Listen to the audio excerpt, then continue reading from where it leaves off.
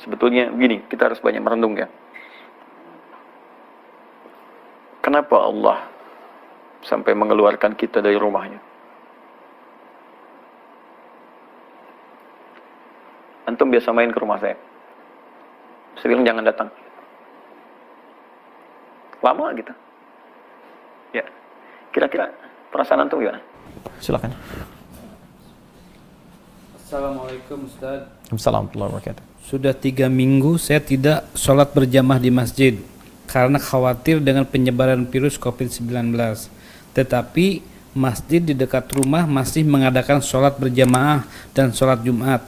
Bagaimana hukumnya Ustaz? Saya tinggal di Jakarta Barat yang sudah termasuk Jakarta Barat yang sudah termasuk zona merah COVID-19. Ya. Sudah kalau masuk di wilayah zona merah dan sudah ditunjukkan ada larangan dari pemerintahan setempat, kemudian juga sudah berlaku, nah, langkah lebih baiknya tunaikan di rumah. Ya, tidak perlu memaksakan ke masjid. Ya, hadis yang terkait dengan ini?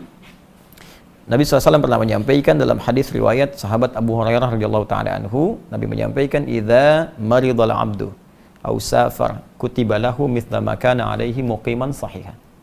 Ya, jika seorang hamba sakit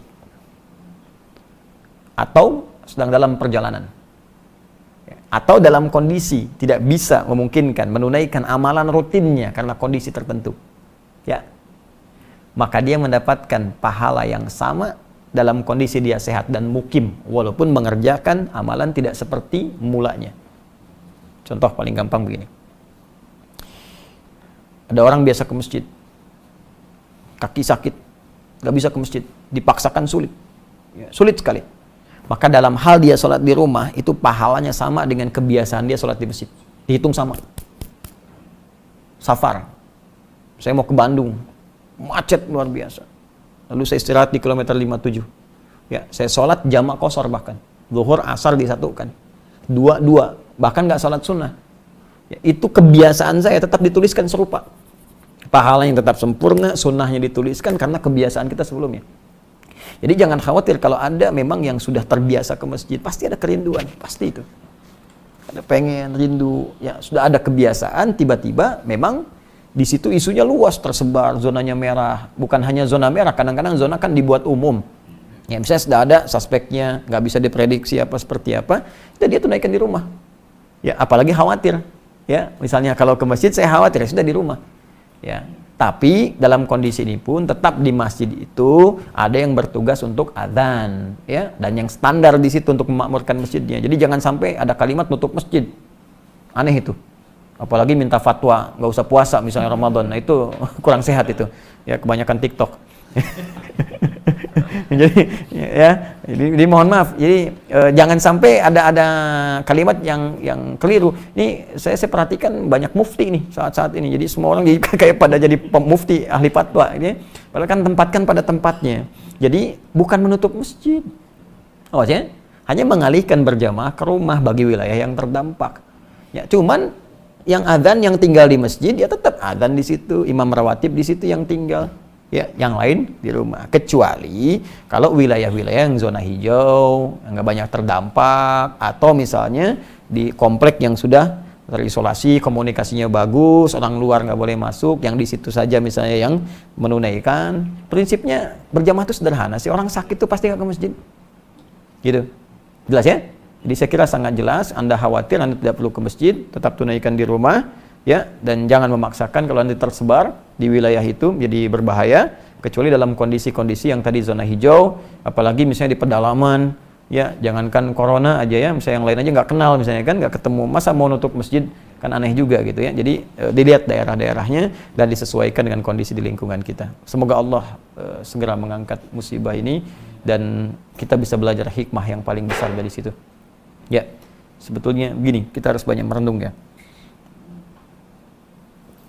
Kenapa Allah sampai mengeluarkan kita dari rumahnya? Antum biasa main ke rumah saya. Saya bilang jangan datang. Lama gitu. Ya. Kira-kira perasaan antum gimana? Hah? bukan karena kangen. Anda pasti akan bertanya, saya salah apa? Ya. Kamu gak usah ke rumah saya dulu deh. Ya kan? Pasti Anda akan bertanya, saya salah apa? Sekarang Allah lewat fenomena ini meminta kita keluar dari rumahnya. Sebagian tempat, banyak tempat. Jadi orang yang imannya sadar pasti akan bertanya, ya Allah, saya salah apa gitu? Apa yang saya perbuat selama ini? Atau apa yang salah di lingkungan saya?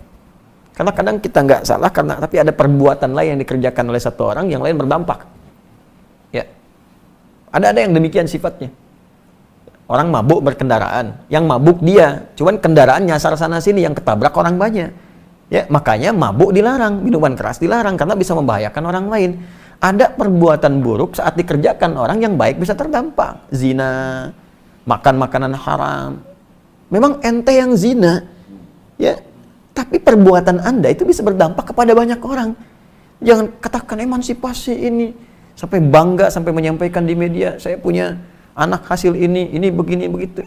Anda yang melakukan, tapi hasil Anda itu berdampak buruk bagi yang lain. Makanya saya pikir ini waktu yang pantas untuk bertobat untuk kita semua. Ya, malam bangunlah. Minimal satu-satu di antara kita itu bertobat, minta sama Allah, minta ampun, ya Allah ampuni saya.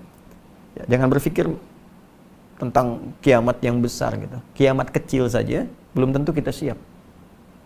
Kiamat kecil itu kematian. Itu kiamat kita.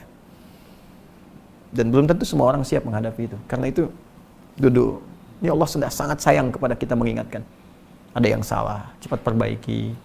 Ya, tata kembali, pelajari apa yang salah selama ini. Ini kan dengan musibah itu kadang tampak segala hal yang bisa diperbaiki. Genteng bocor. Begitu kita lihat bocor di atas, kan ketahuan apa yang salah nih selama ini. Cek lagi, ya. Sama. Ini pasti kita akan temukan kekurangan-kekurangan. Iman kita minimal bagaimana, kerinduan ke masjid, kerinduan untuk ibadah. Ya, saya kira itu. Wallahu ta'ala a'lam bishawab.